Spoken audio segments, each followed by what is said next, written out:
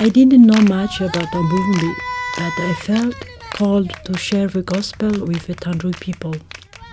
Located to the south of the island, the Andu region is considered to be one of the least reached and underdeveloped areas of Madagascar. Arriving in Ambovombe, I was struck by the reality of the lack of water and that this was now my life. In town, people buy water out of a big drums pulled around in ox carts, while those in the village walk kilometers to fill up their buckets and carry them back home. In the village, the water is often dirty and reused multiple times. To get to Ambovombe, I took a bus that looked more like a semi-truck. Anything else would have had a hard time driving through the sand and mud or climbing in and out of the giant potholes. I understand now why the people here feel so isolated. It's a difficult area to access. For Malagasy spoken in Ambovombe, I had a hard time understanding people and being understood myself, as the dialects are different. The Bible has yet to be translated into this specific dialect, and it can be hard translating verses correctly sometimes. Everywhere I look, there seems to be cebus.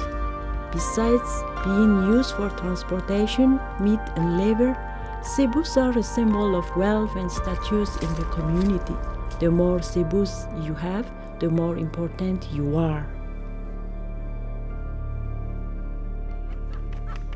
At the funeral of the head of the household, all the men's cebus are slaughtered for the funeral and their skulls displayed outside of the tomb.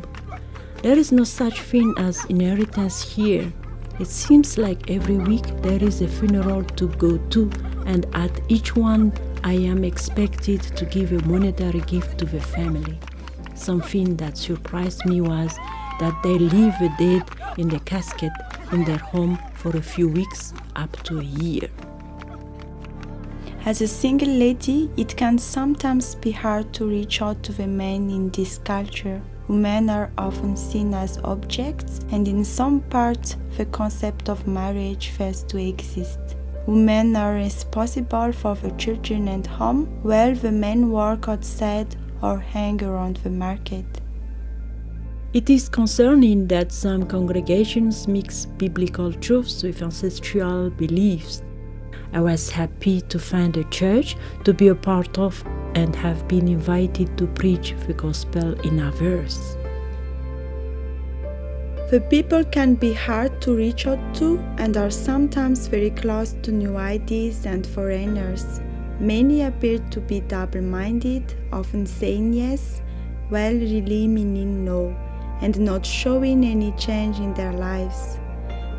Despite that, I have made great friends here and love getting to know the local people. God is doing great things in Ambovombe. The OM team has been working to connect churches to one another and encourage them to reach out to the villages. I go into the villages and spending time sharing God's love with the people there. The team has seen people give their lives to Christ and commit to being His disciples. In turn, the disciples reach out to other villages with the intention of making more disciples and impacting more communities. In turn, Perla empowers women by teaching them skills such as sewing and cooking. With these abilities, the ladies are able to find work and provide for their families.